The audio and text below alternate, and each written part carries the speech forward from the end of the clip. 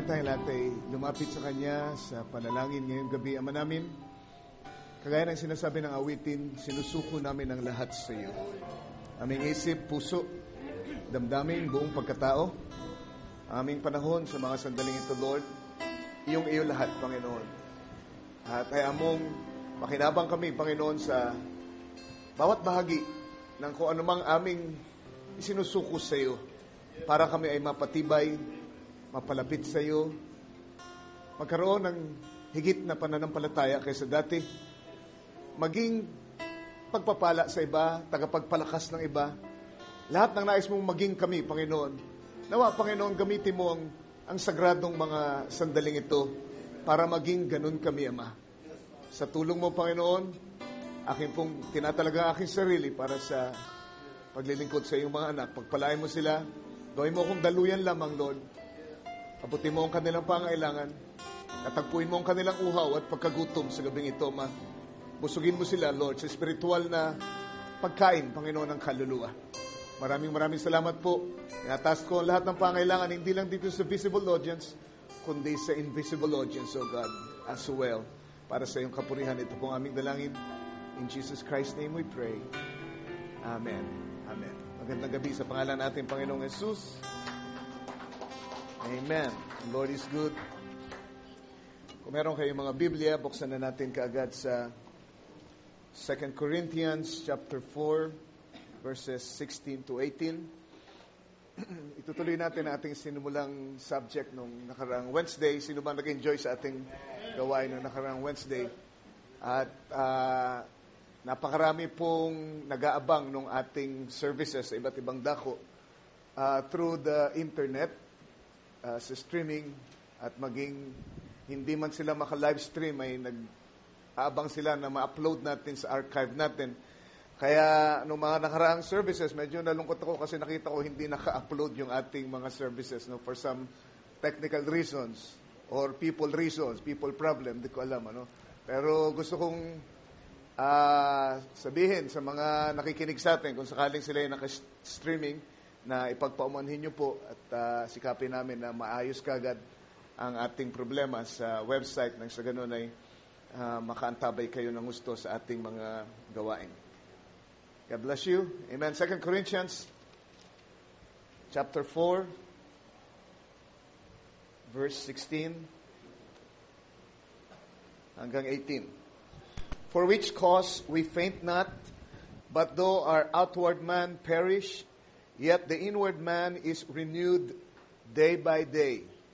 For our light affliction, which is but for a moment, worketh for us a far more exceeding and eternal weight of glory, while we look not at the things which are seen, but at the things which are not seen. For the things which are seen are temporal, but the things which are not seen are eternal. Sabi sa Tagalog, kaya nga hindi kami nanghihimagod, bagamat ang aming pagkataong labas ay pahina, ngunit ang aming pagkataong loob ay nababago sa araw-araw, sapagkat ang aming magaang nakapigatian na sa isang sandali lamang ay siyang gumagawa sa amin ng lalo't lalong bigat ng kalulatiang walang hanggan. Samantalang kami ay nagsisitingin hindi sa mga bagay na nakikita, kundi sa mga bagay na hindi nakikita, sapagkat ang mga bagay na nakikita ay may katapusan. Datapwat ang mga bagay na hindi nakikita ay walang hanggan. Basahin din natin sa Hebrews chapter 11 verses 1 to 2. Hebrews 11, 1 to 2. Ang sabi, now faith is the substance of things hoped for, the evidence of things not seen, for by it the elders obtained a good report. Babasa ko ng isang quotation mula sa ating prophet bago tayo magsiupo. Sabi niya dito sa message na Calling Jesus on the Scene, sabi niya, you can't make yourself believe. You can't make yourself believe. It's a quality that's in you. You can't make yourself believe. It's a quality that's in you. Faith is the substance, not just a make imaginary. It is the substance of things hoped for, the evidence of things that you believe, and you don't see. Once again, sabi niya, and all the whole Christian armor now, remember, is by faith, all supernatural. Love, joy, peace, long-suffering, goodness, meekness, patience, that's all unseen things. That's the whole Christian armor. The Christian always look at things that he does not see because he's looking at a promise. Gusto kong basahin yung bandang taas ulit. Sabi niya, you can't make yourself believe. It's a quality that's in you.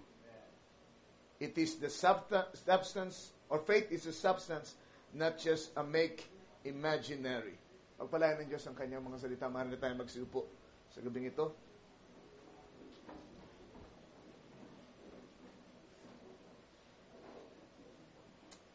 You can't make yourself believe. Ibig sabihin ng ating propeta doon ay hindi mo pwedeng pilitin ang iyong sariling sumampalataya. Kapag ikaw ay may tunay na pananampalataya, ito'y automatic. Ikaw ay mananampalataya, ikaw ay maniniwala sapagkat ito ay isang quality na nasa iyo. Kapag ikaw ay born again of the Spirit of God, you have that quality in you to believe the promises of God. Tutuloy natin ang ating pag-aaral tungkol sa the unseen world of the supernatural. At nung nakaraan ay nakita natin kung paanong si San Pablo, dahil sa kanyang pagiging spiritual at pagtingin sa mga bagay na hindi nakikita, ay nagawa niyang tiisin ang matitinding mga pagsubok, pag-uusig, kahirapan na kailangan niyang batayin para isulong ang Ebanghelyo. At dito nga sa verse 18 ay kanyang sinabi na siya ay tumitingin at isinama niya tayong mga Kristiyano, ay tumitingin sa mga bagay na hindi nakikita. Hindi tayo tumitingin sa nakikita, sapagkat ito'y temporal, at magwawakas, ngunit tayo ay tumitingin doon sa hindi nakikita, sapagkat yung mga hindi nakikita ay walang hanggan. So, pwede kong sabihin na yung mga nakikita ay vanities. Vanities. Ano mang bagay na nakikita nyo, mapabuti man yan, maging mabuti, maging masama, yan ay walang saysay, vanity. Kaya ang sabi ng ating dakilang manunulat na si Solomon, di ba? Ang sabi niya, all things are vanities. Lahat sa buhay na ito, lahat ng nakita ng kanyang mata, maging mabuti, maging masama, ay puro kawalang saysay lahat.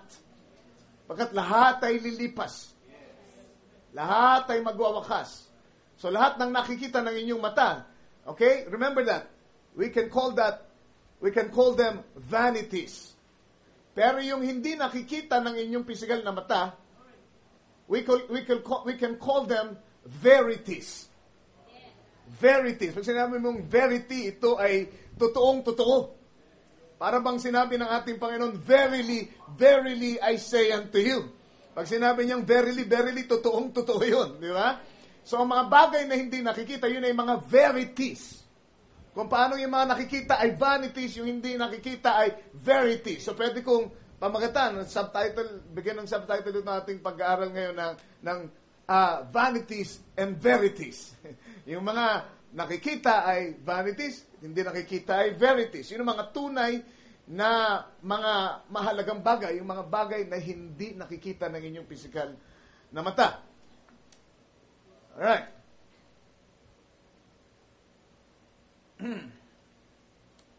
Lahat ng tinatamasan nyo ngayon, nung nakaraan medyo nag-dwell ako doon sa negative, pagsubok, kahirapan, karamdaman, mga kirot, sakit ng buhay, kalugihan, mga bagay na nawawala sa atin. Ang sabi ko yun ay pansamantala lamang, at kung ikaw ay nakatingin sa mga bagay na yun, through the light of eternity, ay magiging parang magaang yung mga bagay na yun, kahit na gaano kasakit yung mga bagay na yun, dahil ang tingin mo ay nandoon sa walang hanggan. alam mo na ang mga bagay na ito ay lilipas din. Pansamantala lamang. Meron kang isang awitin na dati-dati inawit natin madalas. Ang sabi, these troubles these troubles did not come to stay, but it came to pass. Diba? Anumang pagsubok, anumang kahirapan, anumang pagtitiis, ito'y dumating hindi para manatili for all eternity. Ito'y dumating para lumipas. They came to pass. Amen. Di ba kayo natutuwa? All this, they come not to stay, but to pass. Pero gusto ko kayong gisingin at gusto kong alugin ang inyong mga kaisipan na marahil ay nagsaya nung ako'y nag-focus dun sa mga negative na karanasan dito sa ibabaw ng lupa, na mga temporal na bagay.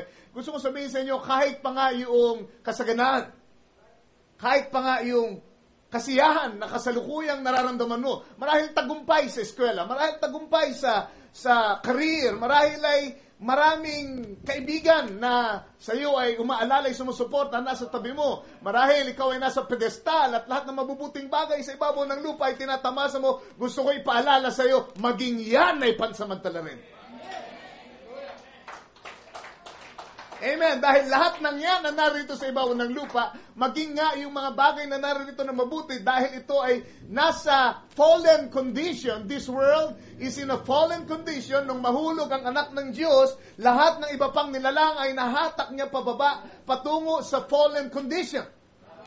Kaya kahit pa nga yung magagandang bagay na nakikita natin dito, because this world is in its fallen condition, ito ay maglalaho pa rin. Ito ay mawawala pa rin. Ito ay magwawakas pa rin. Kaya nga hindi tayo dapat umasa, magtiwala, hindi natin dapat ilagak ang ating pag-asa sa mga bagay ng sanglibutan ito, kahit gaano pa kaganda at kabuti sa ating paningin. Dahil lahat ng ito ay lilipas. Merong isang sibilisasyon, ang sabi ng ating propeta, na itatatag ang Diyos, hindi sa pamamagitan ng siyensya, hindi sa pamamagitan ng worldly wisdom, katulad ng sibilisasyon na alam natin ngayon, but it's going to be built by faith. You see, so yung mga bagay na naroon ay mahihipo mo lang by faith. Mapapasay lang by faith. Lahat ng mga narito ngayon, all is by science. This is a scientific world, a material world. Amen. But there's going to be a world that's going to be ruled by faith. Hallelujah. So mabuti, masama, yahan ay lilipas lang para tayong nagstay sa isang motel room dahil tayo nagbibiyahe, tayo tumabi muna at tayo nag-check-in sa loob ng magdamag lamang. At pagkatapos ng magdamag, ay babiyahe tayo ulit. Amen? Dapat ganun maging tingin nyo dito sa buhay na ito. Ito'y pansamantala tayo nag-stop over lang doon sa isang hotel. Amen? At lahat ng naroon sa hotel, maganda, mapangit. Amen? Lahat ng yun ay hindi natin iniisip na mahalaga. Bakit kasi hindi magtatagal, iiwanan na natin yung hotel at magpapatuloy tayo sa ating biyahe. Amen? Sana maintindihan yung gusto ko sabihin sa illustration na yon. Amen? Ano bang pakialam mo kung yung aircon ay mainit? Abay, sa isang gabi lang ito. Ano bang pakialam mo kung yung mga furniture doon ay luma na at marurumi at lahat? Amen? Pagka ang iyong focus ay doon sa pupuntahan mo, amen? Alam mo, pagkatapos ng gabi, pagputok ng liwanag, hallelujah, tapos na lahat ito. Ano man inariyan, masarap na pagkain, hindi masarap na pagkain, matigas na higaan, malambot na higaan, pang magdamag lang yan. Praise the Lord. Kung may surot, kung maraming ipis, kung may daga, amen, you have that comfort, pang isang gabi lang ito. Hallelujah. Amen. O kaya, kahit kung sabihin na maganda yung hotel tempo ka, maganda yung hotel na natumbok mo dun sa iyong pagkaantok sa daan at dun mo gusto magpahinga, ang lamig-lamig ng aircon, ang ganda-ganda ng kama, ang lahat ay bago, ang mabango ang lahat. Amen. Malaki ang kwarto at lahat ng masarap ang pagkain na siniserve. Gusto kong paalala sa iyo, pang magdamag din lang yan.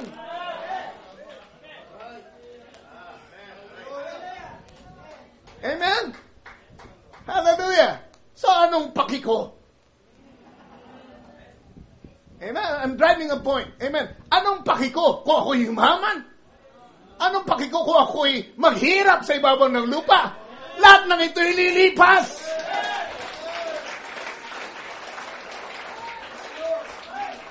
Anong paki ko kung makatapos ako ng maraming mga kurso? At makapaglagay ako ng mga lapida sa bahay namin? Ng mga patunay ng mga natapos ng aking pamilya? Maging yan ay lilipas din. Pagka inangkla mo ang iyong pag-asa dyan, amen, ikaw ay mabibigo, at amen, pagkatapos niyan, kung dyan ka nakaangkla at ikaw ay nabigo sa iyong career, amen, mas malalim ang hapis. Bakit? Kasi nandun ka nakaasa sa bagay na temporal. So may pinag-aralan, walang pinag-aralan, mayaman o mahirap. Amen. Fried chicken na pagkain o daing o tuyo? Anong paki ko? Lahat ng yan ay iiwanan ko at ako'y tutungo sa aking tunay na tahanan.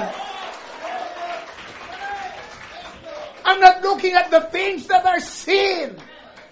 Kahit pa nga aking kalusugan, kahit pa kaya kong dumakdak ngayon sa basketball ring.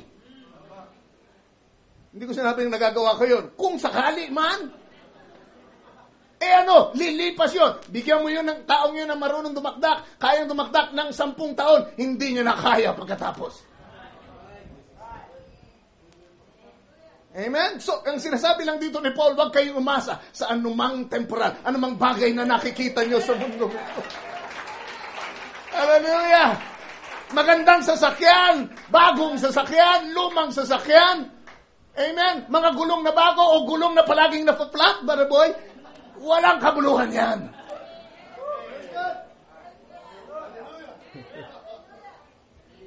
Hallelujah. Dahil sa mga araw na ito, ay bibigyan tayo ng kapasidad ni Lord na magbiyahe ng walang gulong. Hindi mo na kailangan ng gulong para bumiyahe. Pagdating doon sa kabilang daigdig ng walang hanggan. And dahil sabi ng ating propeta, you will travel as a thought. Bakit ko dadamdamin kung mas maganda yung sasakyan ng aking kapitbahay o ng aking kapatid? Pagdating sa walang hanggan, pareho lang kami ng bilis. Hallelujah! Amen. Bakit ako malulungkot at malulugmok dahil mas matangos yung ilong ng aking kapatid sa akin at mas maputi siya, mas makinis siya kaysa sa akin? Samantalang itong mga katawang ito ay pansamantala lamang. Hallelujah! Sabi na rin mo na, Lord, bakit ako malulungkot ng husto dahil sa mas sexy siya kaysa sa akin? Mas malaki ang muscle niya kaysa sa akin. Ang sabi ni San Pablo, ang pagkataong panlabas ko ay pahina ng pahina. Ngunit ang aking pagkataong panloob ay palakas ng palakas. Kaya, lahat ng ito ay lilipas. Lahat ng ito ay magwawakas, mabuti, masama. Kaya hindi tayo dito umaasa sa anumang bagay na inaalok ng sanglibutan. Praise the Lord. Balikan nga natin ulit kung ano ibig sabihin ng Luke ng 2 Corinthians chapter 4. Hallelujah.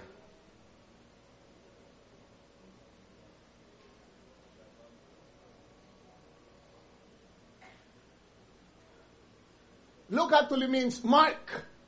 You mark. Amen? Pag sinabing, we look not, we don't mark the things that are seen. Pag ikaw ay nag-aaral, si Brother Hansel kanina sabi, Pastor, pwede bang makahiram ng spoken word mo? Sabi ko, may computer naman, nandiyan lahat yung message. Sabi niya, Pastor, hindi ko masulatan yung computer eh. Hindi ko mamarkahan. Diba? Kasi pagka nag-aaral ka, pag meron kang nakitang salita na pumutok, nag-quicken. Tama. At ito ay may kinalaman doon sa dinidevelop mong message. Diba? Ay minamarkahan mo yun. markado ka. Markado ka. Markado ka. Amen? Ibig sabihin, nung pinapahalagahan mo yung pagka minamarkahan mo. Diba? Padaan ka sa housing, sabi, markado na yung bahay na yan. Gusto ko. Diba? Minamarkahan mo. Pagka nag-shopping kayo, nag-window shopping kayo, at kadalasan, yun lang kaya natin gawin, puro marka lang tayo.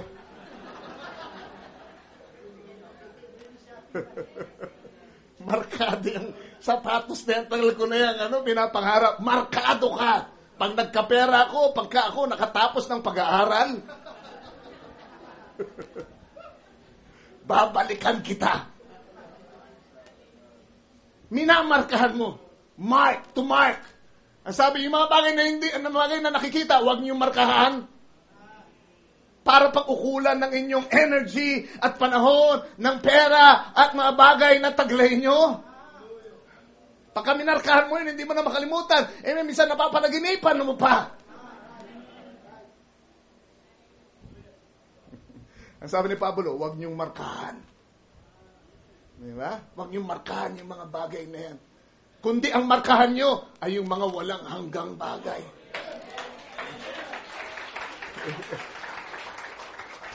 Amen. Markahan niyo yung perfection.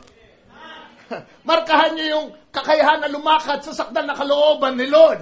Yun ang markahan niyo sa buhay niyo. Markahan niyo yung perfect faith. Markahan niyo yung adoption. Markahan niyo yung bagong langit at bagong lupa. Hallelujah. Amen. Kasi anong kwenta nung markahan mo isang bagay, pagkatapos yung minarkahan mo na wala? Alam po, nandito lang yun eh. Diba? Parang, ano bang landmark na dire doon papunta sa inyo? Minsan, ang mga tao pang nagbibigay ng clue, ng palatandaan doon sa mga naghahanap ng lugar, ang binibigay nilang marker ay pansamantala. At hindi mo pwedeng asahan. Kung saan merong asong nakatali na kulay itim, yun yung bahay na, paano kung namatay na yung asong kulay itim? At bumuli yung tao ng asong kulay puti. Di ba, nakamarka sa isip niya, nandun to markado ko yun ang problema ay minarkahan mo nawawala Minarkahan mo lumilipas Kaya, praise God, maraming tao ang mabibigo. Amen, pagdating ng araw, ang dami nilang minarkahan. Pagdating ng araw, wala na lahat. Dahil lahat na ito lilipas. Pagdating ng araw, nagising sila. Yung mga minarkahan nila, hindi na nila pwedeng ma-obtain. Dahil nawala na lahat. Samantalang ko ang minarkahan mo ay yung mga bagay na walang hanggan. Pagdating ng araw, amen, dahil hindi yung lumilipas, markado pa rin. Kita mo na, ito yung gusto ko Ito yung gusto ko, isang lugar na puno ng kapayapaan. Amen. Lugar na wala nang nagsishorts. Lugar na wala nang botelya ng serbesa. Ito yung minarkahan ko sa aking kalooban. Ito yung tinignan ko. Ito yung aking gustong maabot at mapuntahan. Amen. Kapag yun ang minamarkahan mo, ganong bagay minamarkahan mo, you're sure to find it one of these days. Dahil yun ay walang hanggan. Hallelujah. Ano pa ibig sabihin ng look? Let's look. Look. Sabi, hindi lang markahan, kundi ang sabi, what else? Take heed.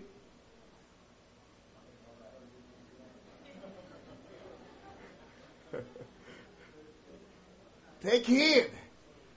Alright, pag sinabi mong take heed, sa Tagalog, paano ita-translate? Yung mga English teacher natin dito. Maingat niyong pagdili-dilihin. Something like that. Diba? Or, pag-ingatan niyo na tingnan, pakaingatan niyo, obserbahan niyo ng gusto. Alright?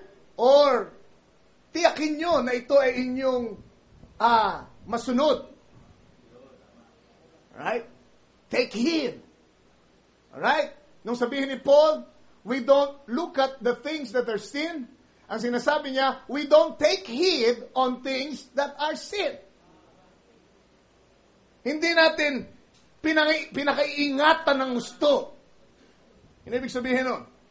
Alright. Gusto kong tignan nyo yung sinasabi dito sa, I think that is in Matthew chapter 6, verse 27 to 23.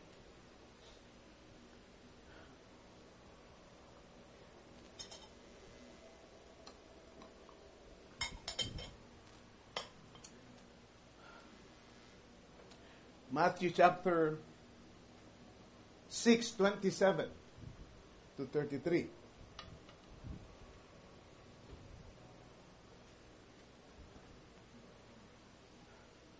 Which of you, by taking a thought, can add 1 cubit unto his stature? Verse 28, sino raw sa inyo, sa pag-aalala, ang makadadagdag ng 1 siko sa tikas ng inyong katawan? Ibig sabihin niya. And why take ye thought for raiment? Bakit ka nag-aalala? Itong pag-aalala dito ay katulad nung sinasabi kong taking heed. Diba? Sobra mong iningatan, sobra mong pinapahalagahan. Na yun ang laman ng isip mo palagi, nag-aalala ka sa damit. Tungkol sa isusuot mo. Alright? And why take ye thought for raiment? Consider the lilies of the field. How they grow, they toil not, neither do they spin. Okay, dalawang gusto ipabot na mensahe ng ating Panginoon dito. Una ay, kahit magano kaganda ang damit mo, baka pag damit ka man ng katulad ng bulaklak ng lila o ng liryo. Amen? Eh narito yan ngayon, bukas wala na yan. Naintindihan nyo?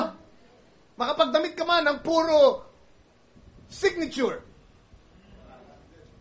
Huwag kang magmalaki dahil kaya mo magdamit ng ganyan ngayon.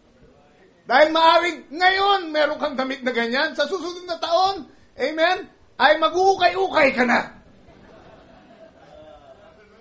Well, brother, at least signature pa rin. Diba? Kasi marami pa rin signature sa ukay-ukay. Diba? Meron ngayon, akala mo, yabang-yabang, signature yan. Ukay-ukay pala yun.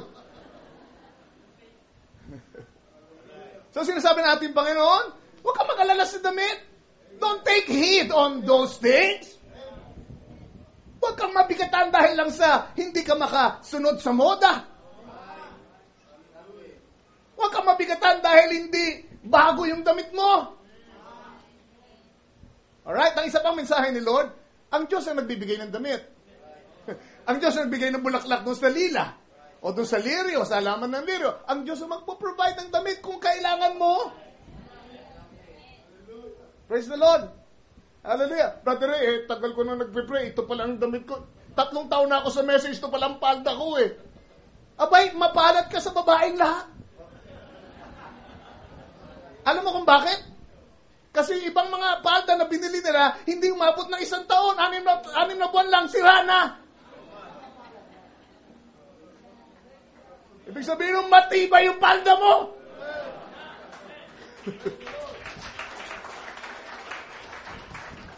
Praise the Lord.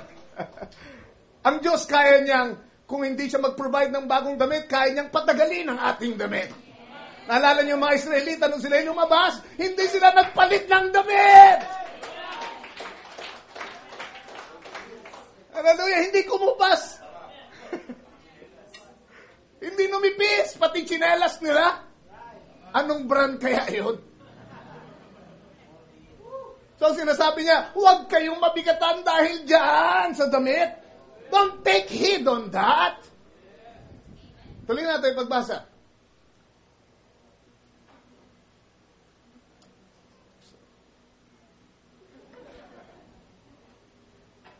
Naglulukoy ating. Ayun. Praise the Lord.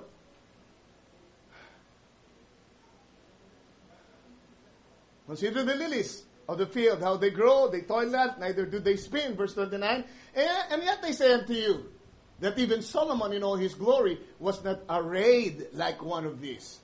Kahit si Solomon daw, sa kanyang kalalatian, hindi nadamtan ng ganoon kaganda. Nansa na si Solomon at ang kanyang damit? Si Solomon, nandun pa sa presensya ni Lord. But I don't believe na yung damit niya na sinuot nung pagkahari niya, ang suot niya doon ngayon. Alright? 30. Wherefore, if God so clothe the grass of the field, which today is, and tomorrow is cast into the oven, shall he not much more clothe ye, O ye of little faith? Alright? Verse 31. Therefore, take no thought, saying, what shall we eat? And what shall we drink? Or wherewith shall we be clothed? Alright, so dinagdagan na niya yung concern, hindi lang damit. Anong aming kakainin? Anong aming inumin? Huwag kayong mag-alala. Don't take heed of those things. Ang sabi dito, for after all these things, do the Gentiles seek.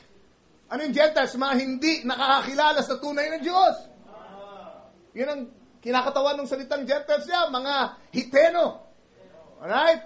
For your heavenly Father knoweth that you have need of all these things. Kung ikaw daw ay hindi mananampalataya, ikaw isang Hiteno, hindi mo kilala ang tunay na Diyos, diyan lang umiinog ang buhay mo, kakainin namin, iinumin namin, isusuot namin.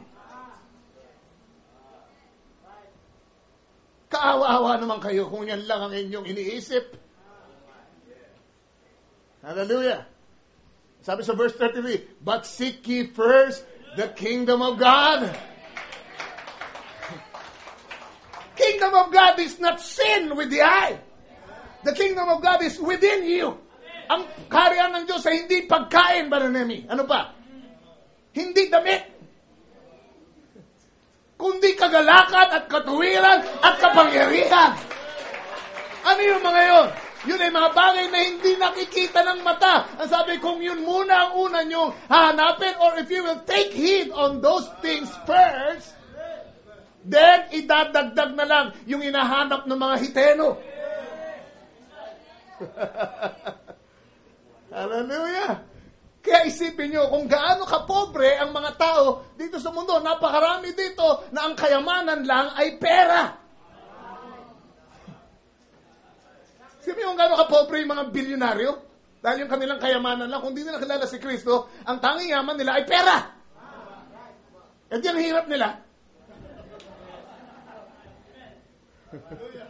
Praise the Lord! Di ba kayo natutuwa na meron kayong nasumpungan na kayamanan na hindi pwedeng bilhin ng pera? Hindi nilipas kailaman, kundi mananatili magpakailaman. Buhay na walang hanggan. Tahanang walang hanggan.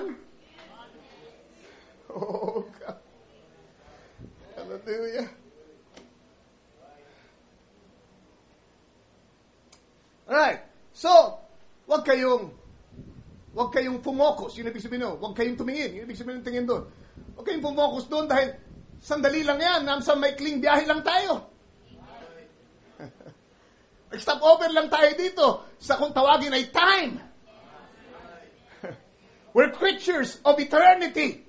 Nag-stop over lang tayo sa time. Marahil ang time nyo ay 90, 80, 70, 40. Saglit lang yun sa eternity. Isipin nyo. Kung lahat ng pag-asa nyo ilalagak nyo sa kaprasong oras na yun o panahon na yun ng buhay nyo, stop over lang yun. Hindi mo nakikita yung walang hanggan.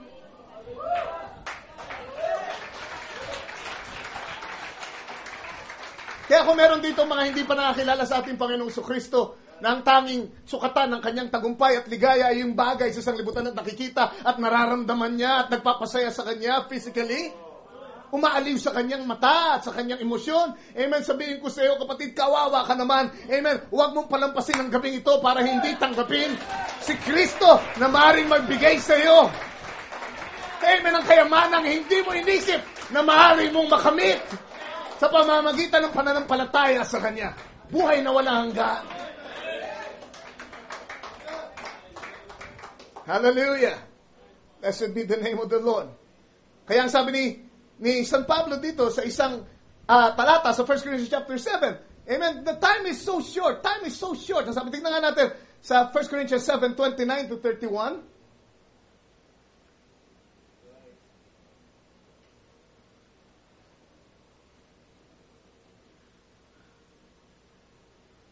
Time is so short. Kita nyo, mag 8:45 na. Talagang time is short.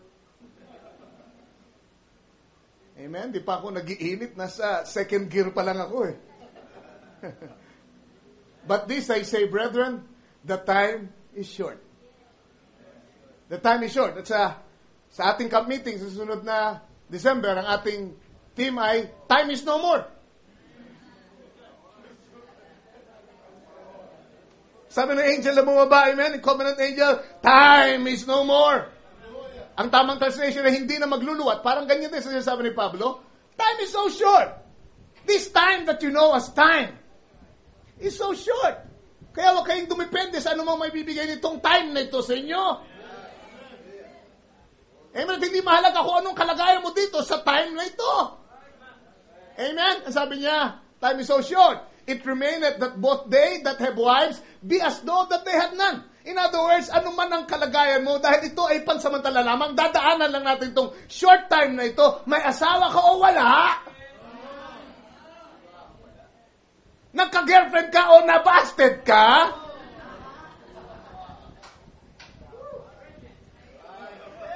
Time is so short, brother. Ano kung nabasted ako? Sinubukan ko lang naman. Lilipas din yan.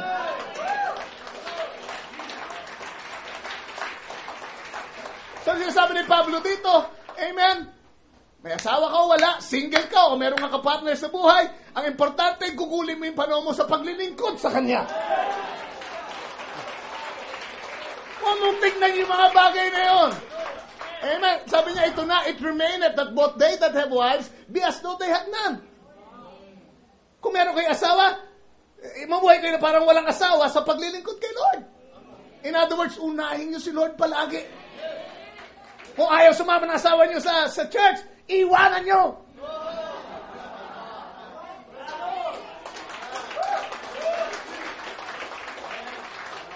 Praise the Lord.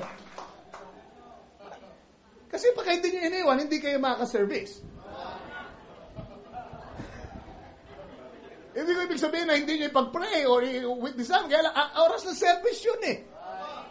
Mamuhay kayo na parang walang asawa. Kung ahad lang siya sa inyong paglilingkod, turing niyo inyong sarili, wala akong asawa. Dahil ang aking pagpapahalaga, I'm taking heed on eternal things. May asawa o wala? Praise the Lord. Amen. Kaya yung mga Christian, mga believer, wag nyo hamunin niya ng hiwalayan. Hindi kayo urungan yan. Kung ahad lang kayo sa paglilingkod niya sa kay Lord.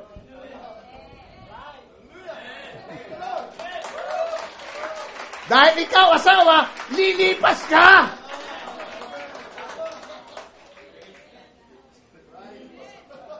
Pakatandaan mo yan.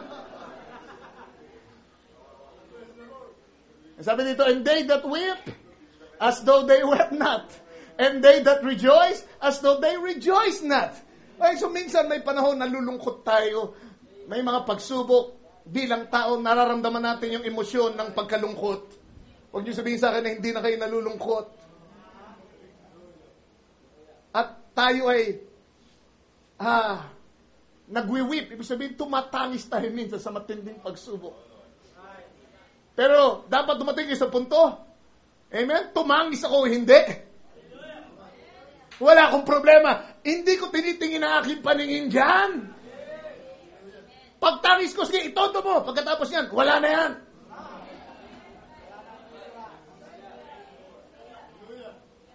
Amen? Bakit ka lugmok dyan sa pagtangis? Diba? Pumunta ka kina Barasog, tumawa ka naman pagkatapos.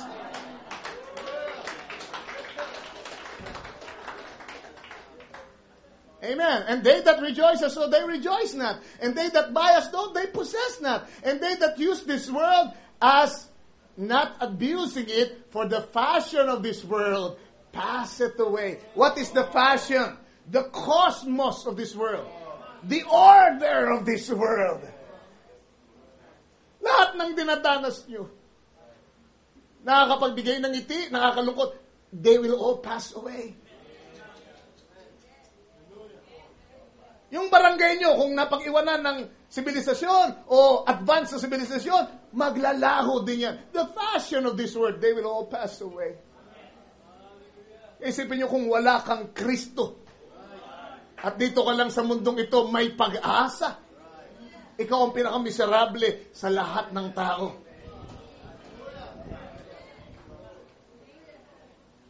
Hallelujah. Ang isa pang kahulugan ng Luke ay, balik tayo doon sa Sujir. Ay, mukhang magkakaroon tayo ng part 3. Ha? Praise the Lord. Taas natin, ibaba natin yung konti, Sister Jill. Doon sa umpisa. Itaas, ibig sabihin. Sige pa. Alright, yung salitang Luke dito ay galing sa Greek word na skopio.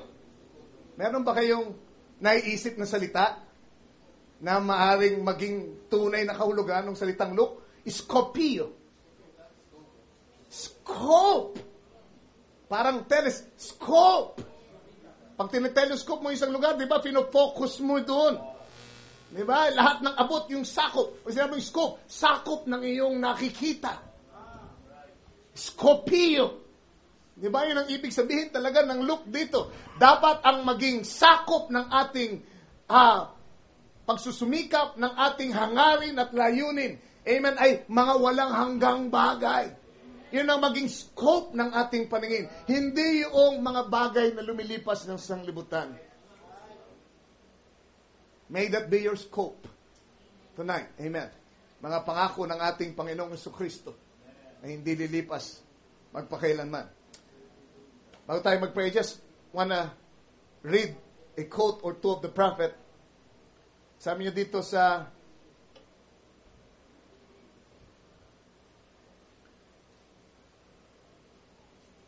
message na Revelation, Book of Symbols. Now, when was the Book of Revelations ever wrote? Nagtanong siya, kailan ba'y sinulat ang Book of Revelations? Meron bang maaaring sumagot dito? Kailan sinulat?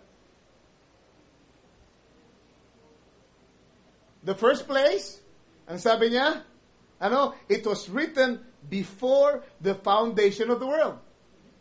Amen? The book of life of the Lamb, kailan yun? Isinulat before the foundation of the world. Alright? At yung Bible is none other than that book. Alright? Kaya lang, ito ay naisulat sa naintindihan nating letra, pero yun ay symbol. Pero yung book of Revelation, amen, ang sabi niya, yun ay naisulat before the foundation of the world. And, ang sabi niya, John only by the Holy Spirit filled the heart. Kaya pagkatapos naisulat ng Diyos before the foundation of the world, si John isinulat niya rin, but only by a Holy Spirit-filled heart. In other words, ang Bible ay hindi mo pwedeng maintindihan kung wala kang Holy Spirit. Dahil isinulat ni Juan ito, catching the thought of God by the Spirit. Amen? Kaya, kung ito ay maintindihan mo, kailangan tanggapin mo ang Holy Spirit. Alright, yun ang sinasabi ng ating propeta. Sabi niya, angelic beings associate together. Ang mga nilalang daw, o mga anghel, sabihin na natin, mga makalangit na nilalang, ay nagsasama-sama. They associate together. Makinig kayo ng uso sa akin, dahil baka ilan sa inyo, madiscover nyo, angelic being kayo or nilalang ng langit. Sabi dito, angelic beings associate together. Oh, I hope you get that. That just dropped right down free. Meron siyang sinasabi na yung sinabi niya ay nahulog mula sa langit ng walang bayad. Yung sinabi niya na angelic beings, they associate together. At ipapaliwanag niya ngayon. Excited si Brother Branham dahil sabi niya ito ay nahulog, amen, ng walang bayad. Look, ang sabi niya, if you've got the Holy Spirit in you, then you are a candidate for association with the unseen world and the supernatural. Ito yung pinag-usapan natin. Okay? Kung kayo ay first time na pumarito at napakinggan niyo yung mga sinabi ko nung una, saka ngayong gabing ito, paring, hindi nyo masyadong maintindihan at parang sinusubukan yung maunawaan. Marahil first time kayo, amen, na makaparito sa church. So, bago pa lang kayo, kaya hindi nyo masyadong maintindihan. But now, I'm giving you a clue. Mas maintindihan mo itong sinasabi ko kung matatanggap mo ang Holy Spirit. Dahil ang mere mortal man ay walang kamalay-malay sa supernatural. Pero ang sabi ng ating kapatid dito, si Barnabas, pag natanggap mo Holy Spirit, ikaw na tao ka, ay magiging isang kandidato para makipag-associate sa hindi nakikitang daigdig at sa supernatural na daigdig. In other words, yung unang sinabi niya na yung mga angelic beings ay nag-associate, ang sinasabi niya dito, pag ikaw ay nabautismohan ng Espiritu Santo or na-born again, pwede ka nang maki-fellowship sa kanila. Praise the Lord.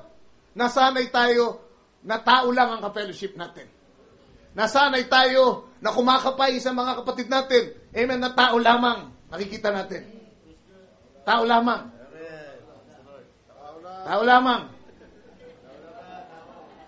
Tao lang. Tao lang. Tao lang. Amen. Ting may service tayo, tao lang. Tao lang ang nating, amen. Kung wala kayong Holy Spirit, hindi nyo nakikita yung unseen world. Gusto ko sabihin sa inyo ngayong gabi, kung meron kayong Holy Spirit, meron kayong ibang mga ka-fellowship ngayong gabi.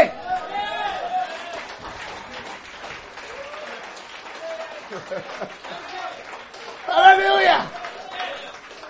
Kayo ay kandidato para makifellowship sa hindi nakikitang daigdig at mga nilalang ni Lord. Amen. Kaya ako nakakapag-preach ng ganito kasi meron kayong hindi nakikita na nandito sa aking likod.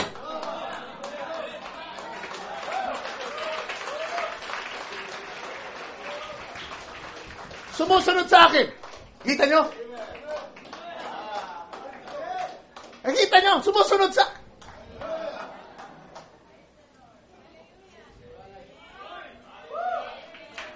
Praise the Lord. Sabi ng ating propeta, ang mga ministro niya ay mga ministering spirits. Meron silang kanya-kanyang anghel. At yung mga anghel na yun ay none other than the ministering spirits or gifts na binigay ng Diyos. He placed some as apostles, some as prophets, some as evangelists. Hindi sila ang tunay na nagpipreach. Wala silang kakayanang magbukas ng hiwaga katulad nito.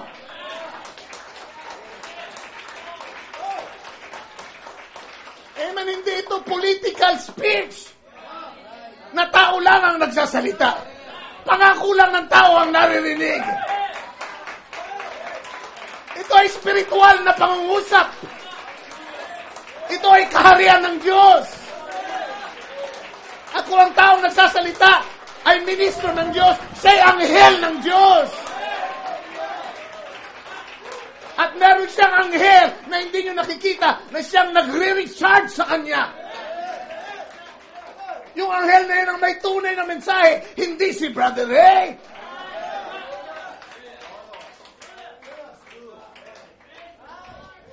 At kayong mga naisilang na muli sa kaharian ng Diyos, naiintindihan nyo, nagkaka-fellowship tayo sa katotohanan ngayon. Kaya nagtataas kayo ng kamay, kaya nag-aamin kayo. Kaya pumapalakpak kayo. Ang sabi ng mga walang Espiritu Santo, bakit? They don't fellowship with the unseen world. Pero sa gabing ito, kayo ay nakikipag-fellowship, hindi lang sa tao. Narito ang mga anghel ng Panginoon. Narito ang Espiritu ng Diyos. Narito si Kristo sa ating kalagitnaan. Kung saan naroon ang 2-3 nagkakatipon sa akin, ako ay nasa kanilang kalagitnaan. Narito ang ating Panginoon. We're fellowshipping with Him. When you receive the Holy Spirit, you become a candidate for fellowship with the unseen world of the supernatural.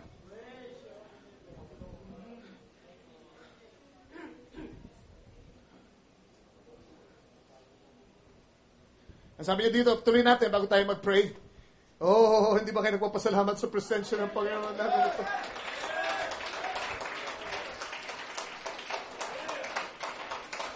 Ang sabi niya, if you've got the Holy Spirit in you, then you are a candidate for association with the unseen world and the supernatural. No wonder people can't believe in those things.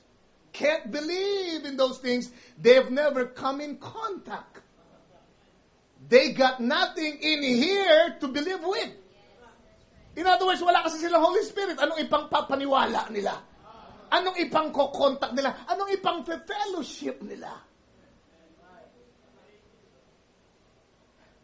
Hallelujah. But when the Holy Spirit comes into the heart, not just in the mind, but into the heart, quickly, He becomes then a twofold being. One of the earth to die. One of the earth to die. And one of heaven to live. One of heaven, yung nasa loob. That is to live forever. Pag natanggap mo Holy Spirit, naging twofold being ka. Yung isa mo pagkatao panlabas, mamamatayan isa sa mga araw na ito. Pero yung panloob na pagkatao mo ay mabubuhay magpakailanman. Hallelujah. He that is born of the Spirit is Spirit. And he that is born of the flesh is flesh. Sabi niya, amen. In his body, he's still subject to death. But in his soul, he is passed from death unto life. In his body, he has his earthly contact with his five senses. Amen? Yan yung tao kanina na nakasalig sa mga bagay ng sanglibutan. Nakadepende sa naamoy, nakikita, nararamdaman, naririnig, natitikman. Pero ang sabi niya, in his spirit, he has a contact with God through the Holy Ghost. And the angels of God visit them.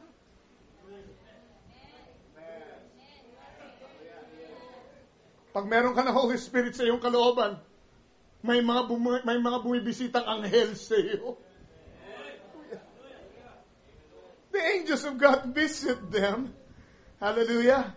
Psalms 91 verse 11, kung gusto nyo sulat yung scripture. And speak with them, and they are messengers sent from God to reveal and to bring messages from God to the individual. Sana maintindihan nyo ngayon yun. Marami akong mga sinasabi dito na hindi ko hinandang sabihin. Nanalangin lang ako. Tinaas ko kayo. Sabi ko, Lord, anong kailangan ng aking mga kapatid? Alam mo kung gaano ko sila kamahal, Lord. Ayoko maaksaya ang kanilang panahon. Ayoko magpainit lang sila ng upuan sa church, Lord. Gusto ko matumbok kung ano yung kailangan nila.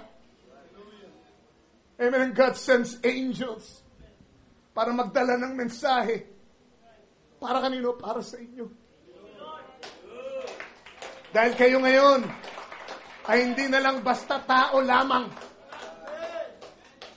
Simula nang tanggapin yung banal na Espiritu, ay meron kayong fellowship sa unseen world. Tayong lahat ay tumayo ngayong gabi. Hallelujah. The unseen world of the supernatural.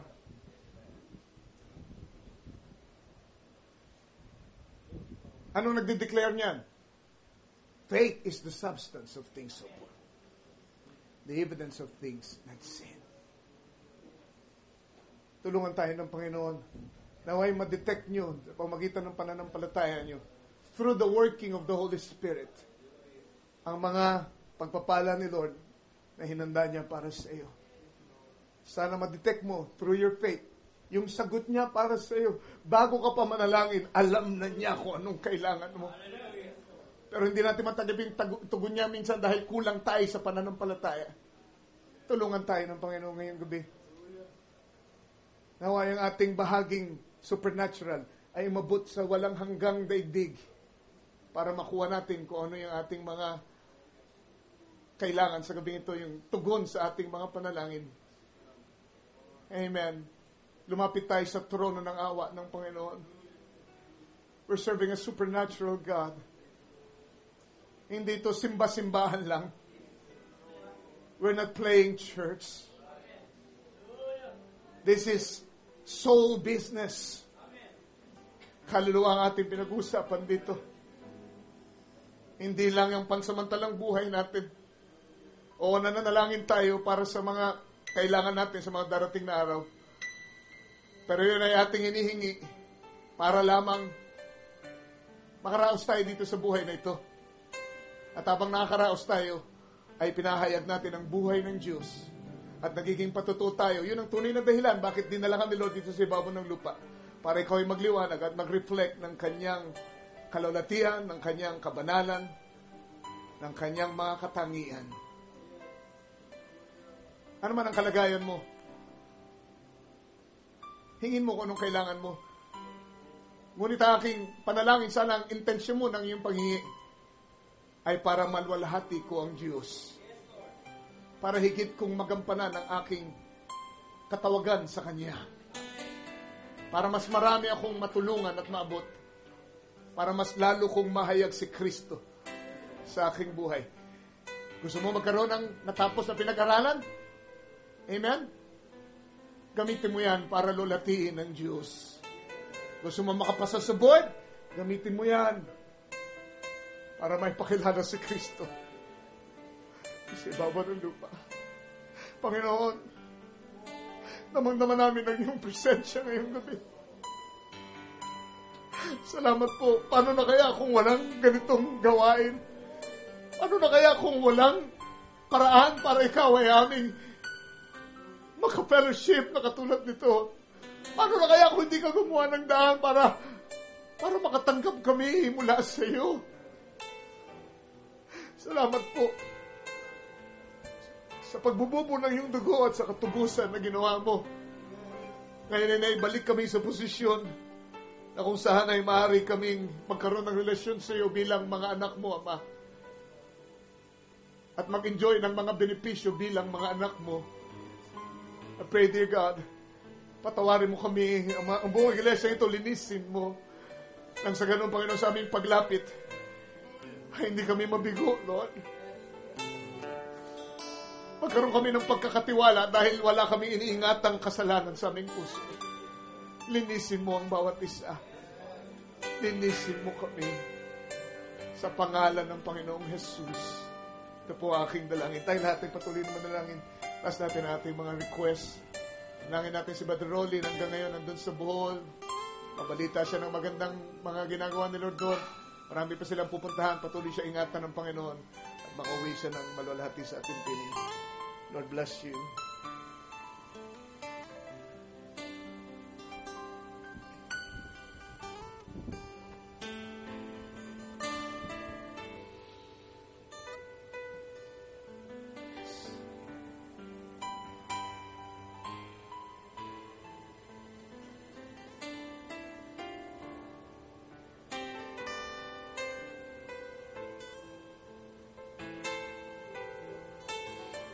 Hallelujah. Jesus. Fellowship with you, sure.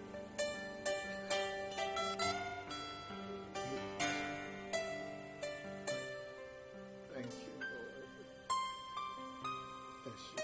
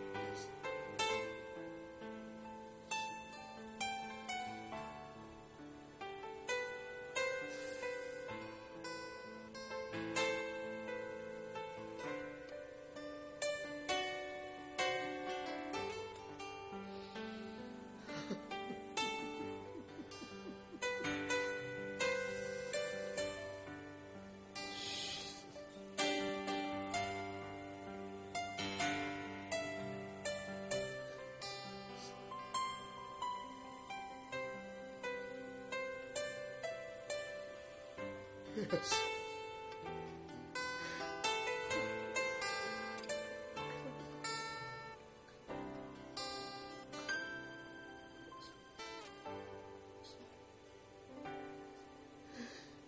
Oh God, give them the Holy Spirit.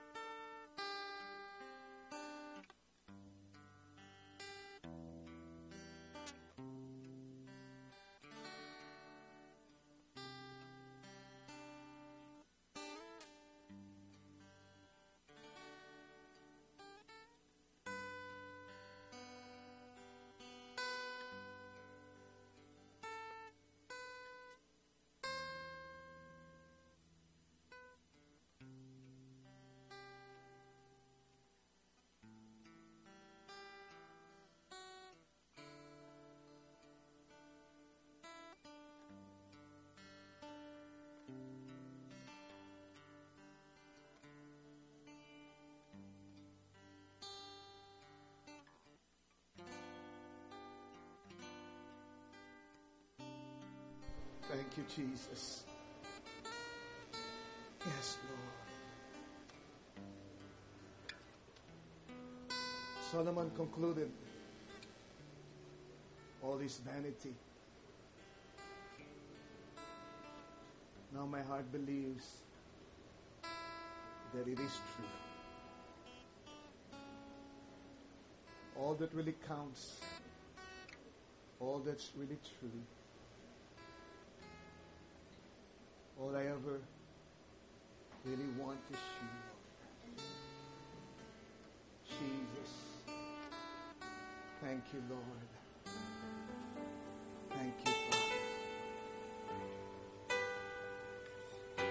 Yes, Lord.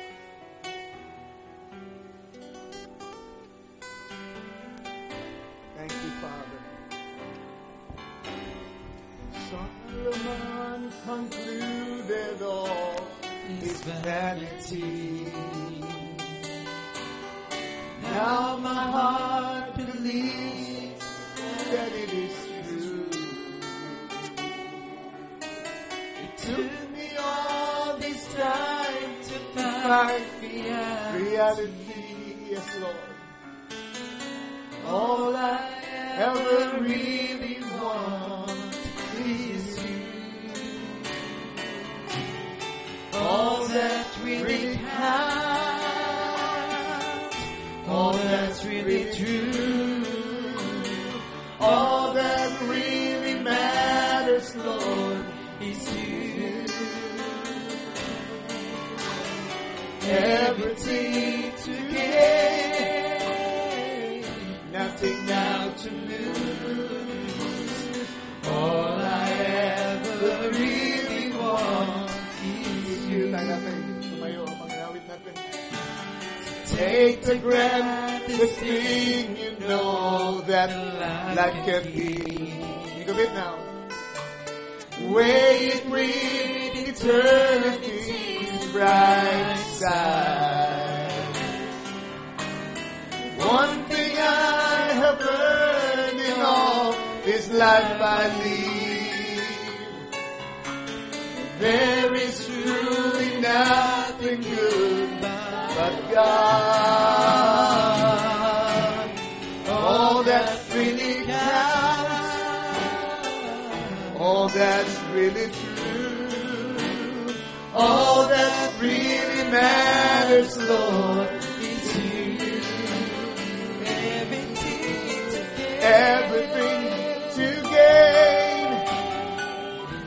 nothing now to lose. All I ever really want is you. All that really counts. All that really counts. All that's really true. All that really matters, Lord, is you. Everything to gain and nothing now to lose. All I ever really want is you. So take the grandest thing, you know this life can give. Wait with eternity's bright side. There's one thing I have learned in all this life I live. There is truly nothing good but God. All that really counts, all that's really true, all that really matters, Lord, is you. Everything to gain, if you're looking at the eternal nothing things, now to lose. everything All to I gain, ever nothing really to lose. want is you. Hallelujah. And all I ever really want is you.